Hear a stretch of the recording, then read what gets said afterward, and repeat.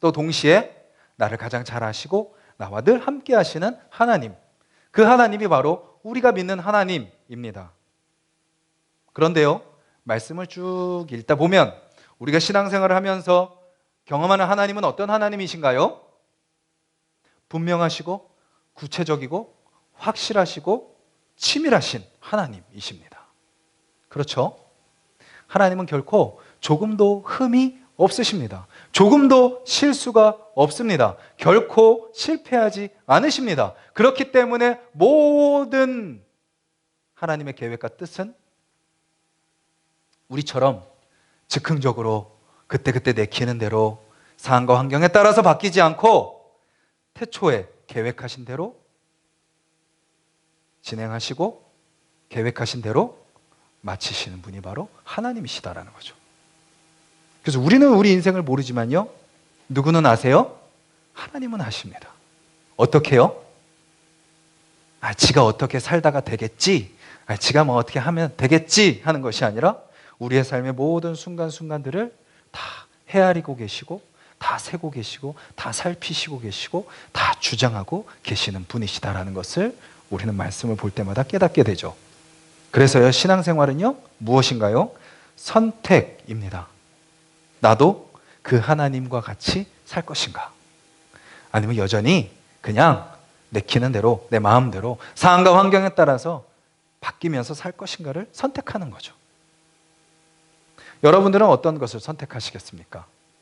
2020년 시작하는 지금 이 시점에 1월달, 이때 우리가 무엇을 선택해야 되겠습니까? 우리 인생 가운데 하나도 놓치지 않고 치밀하게, 구체적으로, 확실하고 분명하게 일하시는 그 하나님을 선택하며 바라보는 저와 여러분들이 되기를 간절히 소망합니다. 그러려면 하나님이 어떤 분이신지 알아야 돼요. 저희가 성경 통독을 하고 같이 말씀을 나누고 또 같이 어성경을 하고 이런 것들이 다 무슨 과정인가요? 그 하나님을 알아가는 겁니다. 나를 향한 하나님을 만나는 거죠. 우리가 잘 알고 있듯이 호세아 선지자는 호세아 6장 3절에 이렇게 외칩니다. 여호와를 알자, 힘써 여호와를 알자라고 외치는 거죠. 왜냐하면 하나님을 아는 것만이 우리가 사는 유일한 방법이기 때문입니다. 오늘 시편 1편은요, 우리에게 그것을 제시합니다. 그것을 말씀하고 있는 거죠. 선택하라 라고 이야기합니다.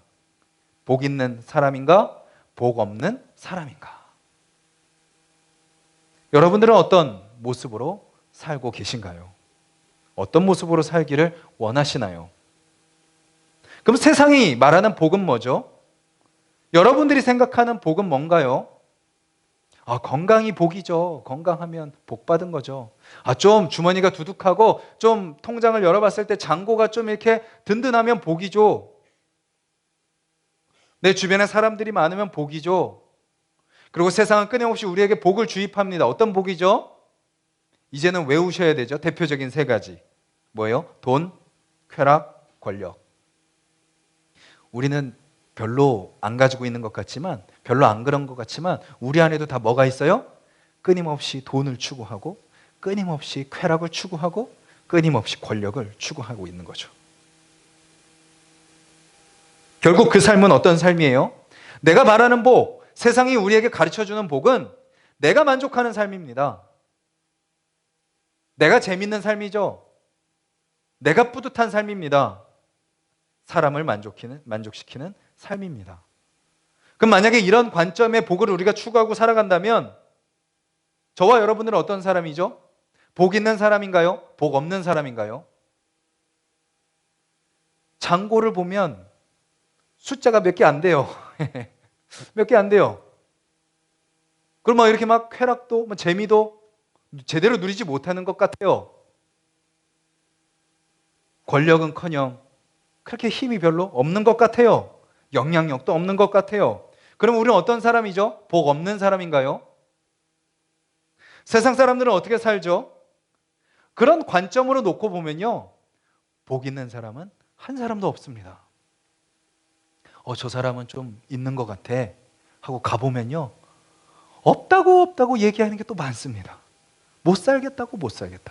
저 사람은 좀 재밌게 사는 것 같아. 그럼 막상 가까이 가면 한숨만 푹푹 쉬고 있습니다. 막 주변에 사람들이 많고 막 권력을 누리는 것 같아요. 근데 가까이 다가가 보면 누구보다도 불안해하고 두려워하는 모습을 보게 됩니다. 뭐예요? 만족하지 못하는 거죠. 세상의 복은 그렇습니다. 만족을 주지 않아요. 계속해서 우리로 하여금 갈급하게 만들죠. 목마르게 만들고 끊임없이 뭔가를 갈구하게 만듭니다. 그리고 그렇게 살다 죽게 만드는 거죠. 사람들은 어떻게 하죠? 끊임없이 비교합니다. 이제 많이 가진 것 같아요. 주머니 있는 것 같아요. 그런데 딱 옆 사람을 봤더니 더 많아요. 좀 잘 사는 것 같아요. 이제 좀 편안한 것 같아요. 더 재밌게 살아요. 뭔가 이제 자리도 좀 차지했고, 좀 이제 사람들 앞에 할 수 있는 영향력도 있는 것 같아요. 근데 더 위에 더 높은 사람들이 있어요. 끊임없이 비교하며 더 좋은 삶이 있을 거라고 생각하고, 더 부러워하고 살아가고, 더 만족하지 못하고, 더 감사하지 못하고, 더 누리지 못하고, 끊임없이 불만 가운데 살아가는 것이 이 세대 사람들의 모습인 거죠. 저에게는 두 아들이 있습니다. 저희 두 아들에게 제일 부러운 사람은 누굴까요? 여러 사람들이 있겠죠. 그런데 가끔 보면 저를 너무 부러워합니다. 저를 너무 부러워해요. 왜 부러워할까요? 아빠는 마음대로 스마트폰을 할 수 있거든요. 지들은 스마트폰 근처도 못 가요. 저희는 집에서 근처도 못 가게 만듭니다. 그리고 아빠는 자기들한테 막 명령해요. 막 명령하고 막 치워, 막 이렇게 씻어, 일어나, 막 자기들 마음대로 못하고 아빠는 막 자기 마음대로 하는 것 같은 그런 거죠. 세상에서 아빠가 부러운 거예요. 근데 저도 부러운 사람이 있습니다. 누가 부러울까요? 그 두 아들이 부럽습니다. 요즘엔 또 감기기가 있어가지고 학교 방학이라 돌봄 교실을 가야 되는데 안 보내고 집에 데리고 있었어요. 잘 때 자고 일어날 때 일어나는 거예요. 먹고 싶을 때 먹고, 그냥 놀고 싶으면 놀고, 그냥 책 보고 싶으면 책 보고, 그 엄마 아빠한테 해달라는 거 해달라 그러면 완벽하게 다 해주지 못해도 그리고 해주려고 노력해주는 부모가 있고, 나는 저 때 왜 저렇게 누리지 못했을까? 우리는 복에 대한 정의를 새롭게 해야 됩니다. 우리도 모르게 우리 안에 세상적인 복의 관점이 가득 자리 잡고 있는 거죠. 그것을 말씀의 관점으로 바꿔야 되는 겁니다. 그렇지 않으면 몸은 교회에 와 있는데 명찰은 그리스도인이라고 달고 있는데 세상과 똑같은 목마름으로 살아가는 거죠. 세상과 똑같은 불만으로 살아가는 겁니다. 교회 안에서도 뭘 찾으려고 하는 거예요? 돈을 찾고 있는 거고, 쾌락을 찾고 있는 거고, 권력을 교회에서 찾으려고 하는 거죠. 그렇다면 성경이 알려주는 진짜 복은 뭐죠? 오늘 우리가 읽은 시편 1편, 이것이 그것을 우리에게 알려줍니다. 그리고 복 있는 사람이 되려면 어떻게 해야 되는지, 그리고 그 복을 진짜 복 있는 사람이 되면 어떤 결과가 나타나는지도 잘 알려주는 내용이죠. 오늘 이 30분 안에 이 시편 1편의 모든 것을 다 설명해 드릴 수는 없겠지만, 오늘 저와 나누는 이 시편 1편을 통해서 우리의 복에 대한 정의가 새로워지기를 간절히 소망합니다.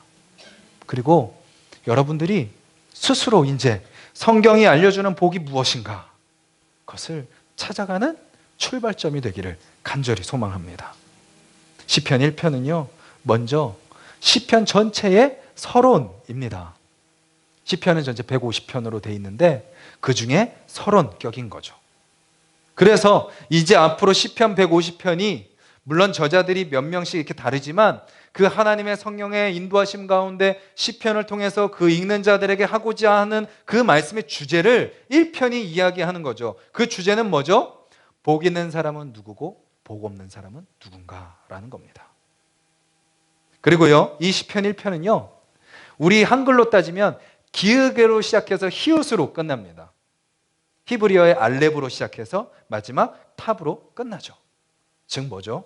하나님의 말씀의 모든 것을 압축해서 담고 있다라는 겁니다. 그리고 또 동시에 우리 인생의 모든 지혜를 압축해서 알려주고 있다라는 것이죠. 어떻게 시작하죠? 복 있는 사람은 이라고 시작합니다. 즉 복 있는 사람이 누구냐? 라고 알려주죠. 그런데 어떻게 끝나죠? 6절 뒷부분에 망하리로다. 어떤 사람이 또 있다는 거예요? 망하는 사람이 또 있다는 겁니다.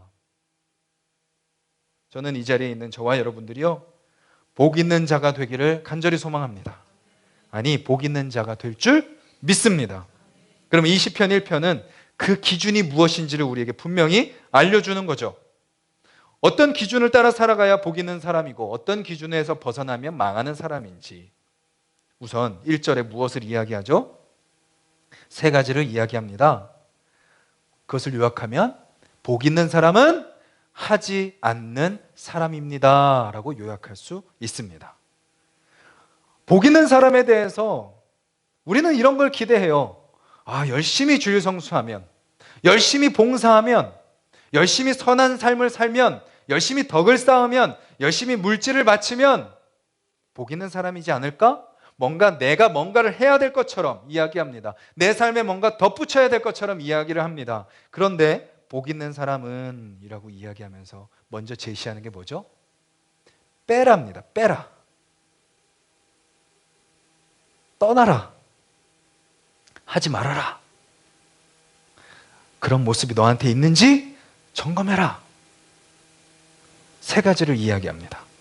악인들의 꾀를 따르지 아니하며, 죄인들의 길에 서지 아니하며, 오만한 자들의 자리에 앉지 아니하고. 악인과 죄인과 오만한 자 모두 어떤 사람이죠? 하나님 뜻대로 살지 않는 사람들이죠. 하나님의 말씀을 거부하는 자들입니다. 그리고 오만한 자는요, 특별히 무신론자들, 아예 대놓고 안티 크리스찬, 안티 하는 사람들, 아예 하나님이 어디 있어? 하나님 있으면 내 앞에 나와보라 해 라고 하나님을 무시하는 자들을 의미합니다. 그런 사람들을 따르지 않고 함께 서지 않고 함께 앉지 않고, 이거는 뭘 말하죠? 복 있는 사람에게 중요한 것은 행동보다도 관계라는 겁니다. 내가 어떻게 하느냐에 따라서 달린 것보다도 뭐예요? 내가 누구와 함께 있느냐라는 거죠. 지난 한 주 여러분들은 누구와 함께 많이 계셨습니까? 많은 시간을 누구와 오래 보내셨습니까? 가정일 수도 있고, 직장일 수도 있고, 친구일 수도 있고, 내가 좋아하는 사람들일 수도 있습니다. 누구와 함께 하느냐가 내가 복 있는 사람이냐 아니냐를 결정한다라는 거죠. 자녀들을 위해서 우리가 기도할 때 중요한 기도가 뭐죠? 지혜도 기도하고 건강도 기도하지만 뭘 기도하죠? 만남입니다. 아이가 커서 어린이집 막 들어갈 때 가장 중요한 만남이 누구와의 만남인가요? 어린이집 선생님과의 만남입니다. 누구 선생님을 만나느냐에 따라 우리 아이들의 그 어린 시절이 결정되기 때문이죠. 선생님을 잘 만나면 그것은 부모에게 너무나도 감사한 일이지만, 잘못 만나면 부모와 아이에게 힘든 시간이 되는 거죠. 초등학교 들어갈 때는 뭘 위해서 기도하죠? 친구와의 만남을 위해서 기도합니다. 좋은 친구 사귀게 하여 주시옵소서. 물론 다 놓고 보면 누구 잘못이에요? 내 잘못이에요. 그래도 그런 애들끼리 모여 있으면, 좋은 영향력들이 모여 있으면 좋은 영향력들이 커지고, 악한 영향력들이 모이면 그것이 또 악한 영향력들이 커지게 되는 거죠. 청년 시절이 되면 이성교제를 위해서 기도합니다. 좋은 배우자감, 좋은 남자친구, 여자친구 신앙 안에서 만나서 건강하게 자라게 하여 주시옵소서. 그리고 그렇게 해서 결혼까지 꼴이 날 수 있게 해달라고 기도합니다. 또 우리 교회 집사님 자녀들 중에 군입대를 한 자녀들이 있습니다. 지난주에 우리 김선미 집사님 아들 권민이가 입대했고, 또 내일 모레 정기선 간사님 셋째 아들 우리 정현이가 또 입대를 합니다. 지금 화천에 이기자 부대 들어갑니다. 추운 계절에 추운 부대로 들어갑니다. 군대 들어가는 친구들에게는 누가 제일 중요하죠? 가장 맞선임이 가장 중요합니다. 왜죠? 제일 오랜 시간 군 생활을 같이 해야 되니까. 그래서 그것을 위해서 간절히 기도하는 거죠. 물론 자녀들에게 가장 중요한 만남은 누구와의 만남이죠? 부모와의 만남입니다. 어떤 부모를 만나느냐가 가장 중요한 거겠죠. 바로 그 만남에 따라서 삶이 달라진다라는 것이죠. 처음에는요, 악인들을 따라가요. 그냥 따라갑니다. 아, 저기 뭔가 재밌는 게 있나 보다 하고 따라가요. 그런데 어떻게 돼요? 그들과 함께 서게 됩니다. 죄를 행하는 자리에 서게 되죠. 그리고 결국 어떻게 돼요? 오만한 자들의 자리에 앉지 아니하며, 그 말씀처럼 그들의 삶 가운데 깊이 들어가서 그들과 함께 동화되어 그들이 행하는 모든 행동, 그들이 하는 모든 말들, 그들이 추구하는 가치를 나도 모르게 하나가 되어서 따라 살아가게 된다라는 거죠. 따라가고 거기 서 있고 그들 가운데 앉게 된다라는 것이죠. 죄가 어떻다는 거예요? 점점 확장되는 거예요. 처음에는 그렇게 보이지 않아요. 에이, 이 정도쯤이야 라고 생각이 되지만 하나님을 모르는 사람들과 함께 거하며 그들에게 영향을 그저 받으며 살아가다 보면 나도 모르게 그 죄가 점점 더 커지게 되는 거죠. 그러면 또 오늘 말씀은 복 있는 사람은 누구를 이야기하나요? 하지 않는 사람입니다 라고 이야기했다면 이제 반대로 하는 사람입니다 라고 이야기하고 있습니다. 무엇을 하는 사람인가요? 2절에 이렇게 이야기하죠. 오직 여호와의 율법을 즐거워하는 사람입니다. 무엇을 즐거워한다고요? 하나님의 말씀을요. 특별히 여기서 말씀은 우리에게는 66권 전부입니다. 그런데 지금 이 시를 고백하는 이 시인에게는 어떤 말씀이죠? 이때는 66권이 다 없었죠. 토라, 모세 오경을 의미합니다. 여러분들 혹시 모세 오경 읽으시면서 창세기, 출애굽기, 레위기, 민수기, 신명기 웃으시면서 너무 재밌어, 너무 재밌어, 너무 기대돼 막 하면서 성경 읽으신 분 계세요? 네. 읽다가 뭐에 안 들면 다행이에요? 시험에 안 들면 다행이에요. 하나님의 말씀 재밌다 그랬는데 왜 이렇게 어려운 거야? 왜 계속 했던 말만 또 나오고? 도대체 이게 무슨 말이야? 막 법, 제사, 막 재물, 나와 상관없는 것 같은 그런 이야기들이 계속 나오는 것 같은 심정을 느끼면서 읽게 되는 게 특별히 모세오경입니다. 모세오경만 잘 통과하면요, 반 넘으신 거예요. 그 정도로 사실은 읽기 힘든 부분입니다. 그런데 시인이 율법을 즐거워하며 라고 고백하는 것은 무엇을 의미하죠? 그 문자를 읽는 것을 재밌어 한다라기보다도, 물론 성경에 완전히 콩깍지가 씌이면 레위기도 재밌겠죠? 그런데 더 의미하는 것은 뭐죠? 말씀을 읽을 때마다 무엇을 느끼는 거예요? 하나님의 사랑을 느끼는 겁니다. 하나님의 위로를 느끼는 거예요. 하나님이 주시는 평안을 누리는 거죠. 문제 속에서, 어려움 속에서 신음하고 절망하고 포기하고 지치고 마음이 무너진 가운데 말씀을 다 읽는데 다시 하나님이 소망을 주시는 거예요. 기쁨이 회복되는 거죠. 다시 내 삶에 감사를 깨닫게 되는 거예요. 그것이 바로 여호와의 율법을 즐거워하여라는 의미입니다. 수많은 위기가 있지만 그 가운데 베풀어 주시는 은혜를 말씀을 통해서 확인하는 거예요. 현준아, 네가 지금 이런 상황이구나. 아, 네가 지금 이거 실수해서 넘어져 있구나. 다시 내가 너 일으켜 줄게. 다시 해보자. 내가 너를 계획한 대로 끝까지 인도할 거야. 그러니 나만 믿고 따라와. 이게 말씀에 담겨있는 내용이거든요. 그리고 어떻게 하죠? 그의 율법을 주야로 묵상하는도다. 묵상은 비둘기가요, 구구구구구구구구 하는 겁니다. 개가요, 강아지가 뼈를 딱 발견하면 그 뼈를 물고 계속 오물오물오물오물오물 하는 겁니다. 그리고 소가 풀을 먹고 계속 뭐 하는 거예요? 되새김질 하는 게 바로 묵상입니다.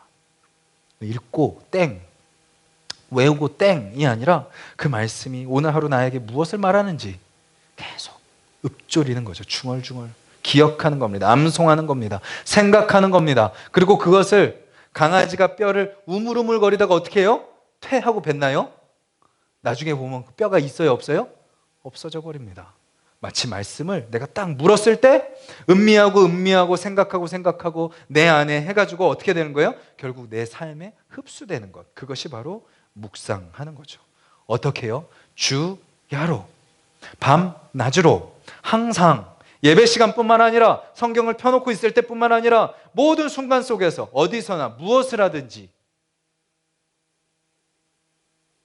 우리가 언제 밤을 새죠? 사랑하면 밤을 셉니다. 연애할 때 하루 종일 만나죠. 하루 종일 데이트해요. 그리고 집에 갈 때 뭐라고 이야기하죠? 씻고 전화해. 그리고 밤 셉니다. 다 그러신 경험 다 있으시잖아요.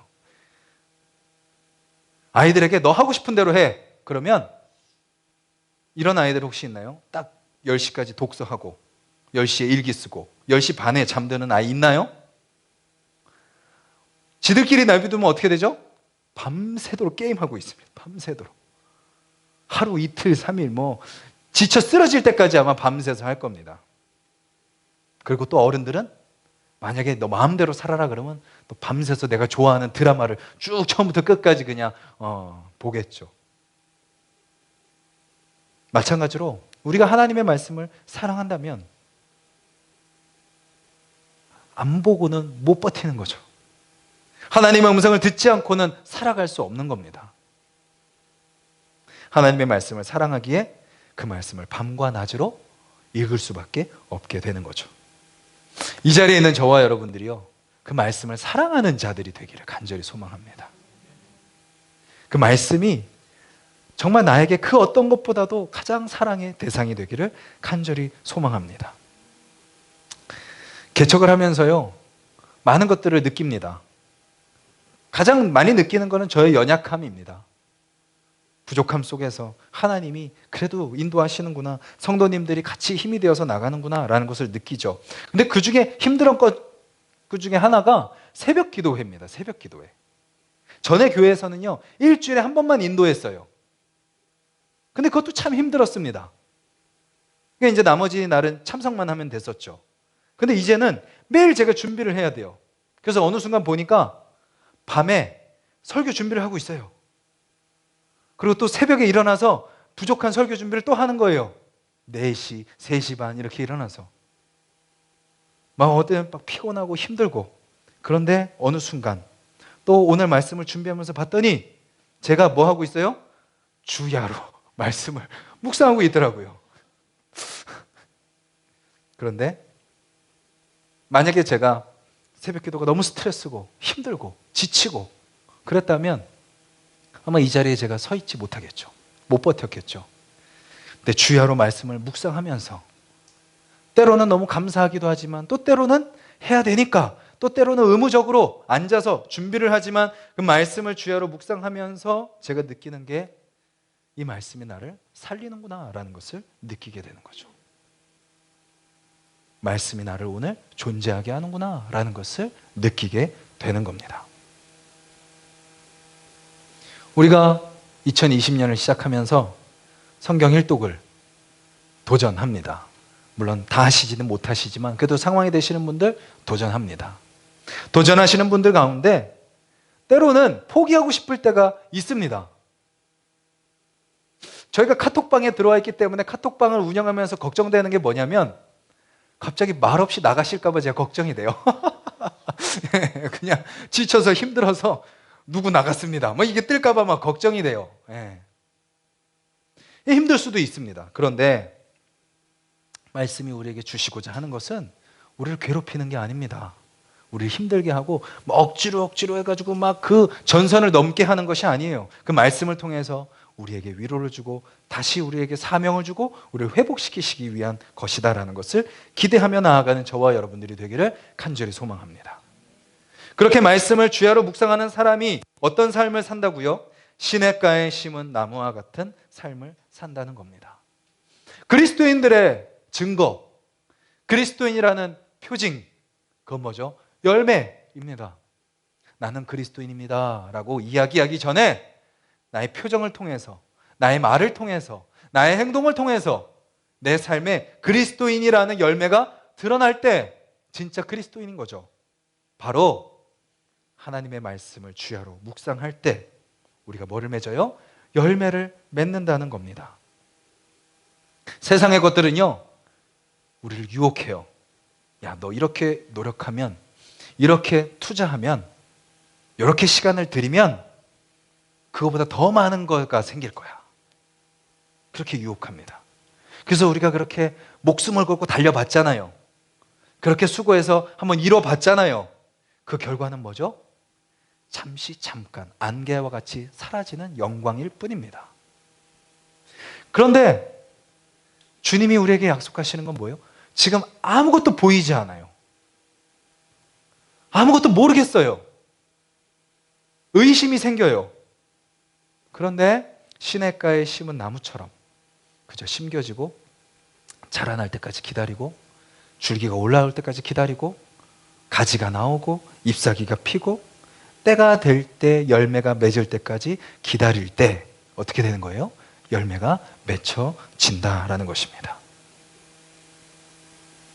갈라디아서 5장 22절 23절에 나오는 성령의 9가지 열매, 그리고 뿐만 아니라 로마서 6장 22절에 보면요, 이런 말씀이 있습니다. 화면 한번 띄워주시겠어요? 로마서 6장 22절입니다. 같이 한번 읽겠습니다. 시작. 그러나 이제는 너희가 죄로부터 해방되고 하나님께 종이 되어 거룩함에 이르는 열매를 맺었으니 그 마지막은 영생이라. 우리가 누릴 수 있는 가장 복된 열매가 뭐죠? 영생의 열매입니다. 이 땅의 삶은 나그네 인생이라는 거죠. 이 땅의 삶은 사명 감당하는 삶이다라는 겁니다. 우리가 이 땅에서 영광을 취하려고 해서는 안 됩니다. 이 땅에서는 열심히 맡겨진 사명을 감당하는 겁니다. 우리 가정에서 내가 감당해야 될 사명, 직장에서 감당해야 될 사명, 우리 사업장에서 감당해야 될 사명, 때로는 위기가 찾아오고 힘들고 어렵고 실패하고 실수가 있다 할지라도 그 자리에서 그 순간 하나님이 나에게 시냇물로, 말씀으로 영양분을 공급해 주실 것을 믿고 주님께서 나를 통해 열매 맺게 하실 것을 기대하며 살아가는 것, 그것이 우리가 살아가야 되는 삶의 모습인 거죠. 그렇다면 반대로 복 없는 사람은 누구죠? 많은 설명도 필요 없어요. 오늘 시편은 이렇게 이야기합니다. 뭐라고 이야기하죠? 그렇지 아니함이여 라고 이야기합니다. 복 없는 사람은 복 있는 사람의 반대입니다. 악인들의 꾀를 따르고요, 죄인들의 길에 서고요, 오만한 자들의 자리에 앉습니다.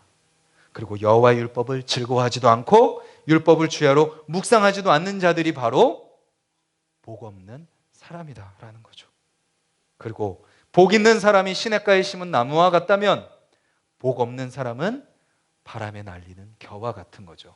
겨는 어떻게 해요? 이렇게 털다가 알곡이 떨어지고 껍데기가 날아가서 버려지는 게 겨죠. 그리고 그 버려진 겨는 쓸어가지고 어떻게 하죠? 불구덩이에 땔감으로 집어넣게 됩니다. 어떤 삶을 선택하시겠습니까? 너무나도 분명한데요, 우리는 또 삶 속에 들어가서 또 고민하죠. 또 흔들립니다. 그렇기 때문에 우리는 끊임없이 말씀 앞에 서야 되는 것입니다.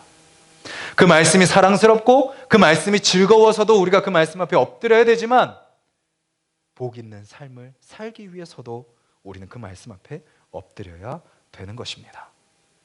오늘 말씀의 결론은 무엇인가요? 공동번역이라는 번역이 또 있습니다. 그 번역은 오늘 시편 1편의 첫 부분을 이렇게 시작합니다. 복되어라 라고 시작합니다. 복되어라, 복을 누려라, 복을 받아라 라고 선포하면서 시작하는 거죠. 오늘 말씀은 우리에게 복 있는 사람이 되라, 그리고 복 있는 사람은 이런 사람이다 라는 방법을 알려주는 말씀인 것입니다. 저와 여러분들이요, 복 있는 사람이 되길 원하신다면 이 말씀에 귀 기울여야 되지 않겠습니까? 그 말씀 앞에 우리가 그래도 서 보려고 노력해야 되지 않겠습니까? 왜냐하면 그 말씀을 모르는 것만으로도 우리는 복 없는 삶을 살아갈 수 있기 때문입니다. 말씀을 읽기 시작할 때 주님은 우리에게 믿음의 눈을 뜨게 하시는 거죠. 이미 내 삶 가운데 하나님이 베풀어 주시는 복이 너무나도 많구나. 그리고 없을지라도 하나님이 내 삶 가운데 채워 주실 줄 믿습니다 라고 선포하며 살아가게 되는 거죠.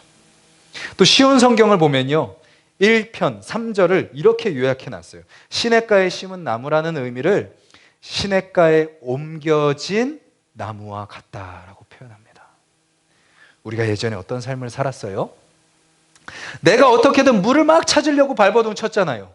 어떻게든 내가 살아남기 위해서는 어디에 뿌리를 내려야 될까? 이 사람인가 저 사람인가? 이 직업인가 저 직업인가? 이 가치인가 저 가치인가? 끊임없이 우리는 세상을 찾아 헤맸습니다. 그런데 어떻게 하신 거예요? 하나님이 야 거기 아니야 여기야 하면서 우리를 옮겨서 시냇가로 심어주신 거죠. 그래서 우리가 지금 이 자리에 나와 있는 것입니다. 그래서 우리는 어떻게 하면 돼요? 거기에 뿌리를 내리면 됩니다. 어렵지 않아요. 집에 가셔서요, 성경책을 우선 차에서 들고 내리시는 겁니다. 그리고 집에 가셔서 성경책을 펴서 아무데나 읽으시는 거예요. 오늘 우리가 나눈 시편 1편, 그 1편을 날마다 반복하세요. 그리고 그 뒤에 있는 시편도 한번 읽어보세요. 예수님의 이야기가 나오는 마태복음, 마가복음, 누가복음, 요한복음 한번 읽어보세요. 그리고 구약에 하나님이 나를 어떻게 시작하셨나 창세기를 한번 읽어보세요. 하나님을 떠난 자들이 어떤 결말을 맺었는지 사사기를 한번 읽어보세요. 복음을 가진 자들이 목숨의 위협을 무릅쓰고 어떻게 땅끝까지 복음을 전하며 나갔는지 신약의 서신서들을 읽어보세요. 그리고 마지막 날에 그 복 있는 사람은 어떻게 되고 복 없는 사람은 어떻게 되는지 요한계시록을 한번 읽어보세요. 그것을 말씀을 읽을 때 그 말씀이 다시 우리에게 생명이 될 줄 믿습니다. 2020년 눈에 보이는 복을 추구하는 자들이 아니라 성경이 이야기하는 진짜 복을 누리는 저와 여러분들이 되기를 간절히 소망합니다. 모든 가정마다 그 복이 경험되기를 간절히 소망합니다. 그리고 우리 하나수 동산교회에도 그 복이 경험되기를 바라고, 그렇게 우리 한 사람 한 사람이 시냇가에 심은 나무가 되는 거예요. 그래서 뭐 해야 돼요? 열매가 맛보잖아요. 열매는 누가 먹어요? 나무가 먹나요? 내가 열매 맺어서 남 주는 겁니다. 내가 열매를 먹으려고 하는 것이 아니에요. 우리는 계속해서 열매를 맺으면 돼요. 맺어서 우리 아내 주고 남편 주고 자녀 주고 부모님 주고 직장 동료 주고 세상 사람 나눠주는 거죠. 그리고 누구를 붙잡아야 돼요? 바람에 나는 겨처럼 날아다니는 세상 사람들을 우리가 붙잡아 줘야 되는 거예요. 멸망을 향해 나아가는 그들을 우리가 붙들어 줘야 되는 거죠. 그렇게 복 있는 사람으로 살아가는 저와 여러분들이 되기를 간절히 소망합니다.